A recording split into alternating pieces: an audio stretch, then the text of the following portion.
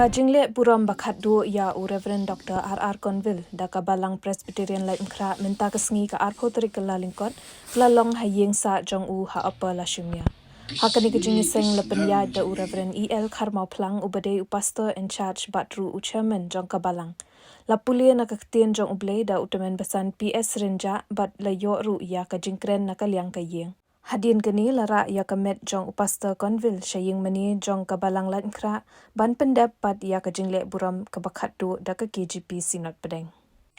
Ngarungan duhai upa wan ai pi away paru nong penting wan ya sa lema pi hal lagerta ya ka jingsuk ngai no hapi ya ka jingsuk ka janga ai pi om kumbaga ta ka perthai ka ai manga pi wat ki kuslai na ka dono jampi lebne wat shepte of December 2025. Ilayo a heart attack. He had a heart attack But nilayalam would sa Bethany Hospital. and we promptly took him to the hospital, Bethany Hospital. Daga jingis na ublay, but ka jingarap jong ka hospital. Through the mercies of God and the help of the Bethany Hospital that we received, Ilayo bor biang, but ilawan pai biang saying haka arterik ukelalengkot arajar arpundreu. he was able to come through and he was released to come home on the 2nd of January 2026. Iladon hayeng gumbasawski, He was at home for 4 days, Henry haka santerik ukelalengkot arajar arpundreu. but on the 5th of January 2026, Ka heart attack ka bakamjur kalawan biang hai. a more severe heart attack came upon him. But sachi sin nilarap randrani I sa Bethany Hospital. Once again, we had to quickly take him to the Bethany Hospital. Namar ka jing banjur ka jing sitong gum ka yeng nila hapman pingkari ano I sa negrims. Because of the severity of the sickness, we had to shift him to Negrims Hospital. Ila don ang negrims hado kasni ba ila klat no.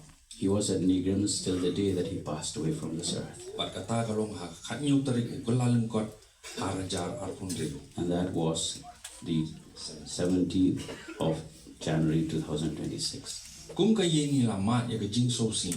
Ha ka ba ulo badung ulawan ka ya ka yeng jungi.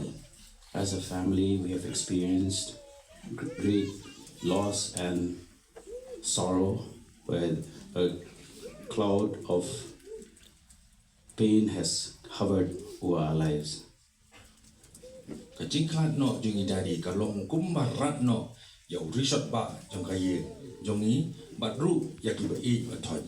The passing away of our daddy is like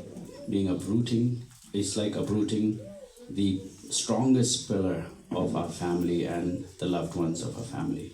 Andre hapadeng kani ka jing ringi kum ka yeng hado menta. But in spite of this journey, we are thankful to God that He has consoled us and helped us, that we can able to go on till today. Nimla klem da pen pau ka jing songu ya pi baro ki balawan ban pen songo pan songolam nado kasni klan jong idari. We cannot but express our gratitude to every one of you who has come to comfort us as a family. Ni pen pau ka jing songu ya ka Balang Presbyterian Laitumkhrah. First, we express our gratitude to the Laitumkhrah Presbyterian Church, Kepada don kat bak ni nado ki para bangai ki jeseng kentai ki jeseng samlaru iyo. from the church members, the church as a whole, the committee members, the Jeseng Kinte, the youth fellowship. Ni penpau ke jing songo ru ya ka dorbar sinong la Sumia Hill. We also express our gratitude to the local Darbar, the Lachumia Darbar Shnam, Ki doktor ki nurse jong ka Bethany but Negrims Hospital. the doctors and the nurses of the Bethany Hospital. Kam tam kerpang ya I Dr. David Taryang but I Dr. P. Sanmit.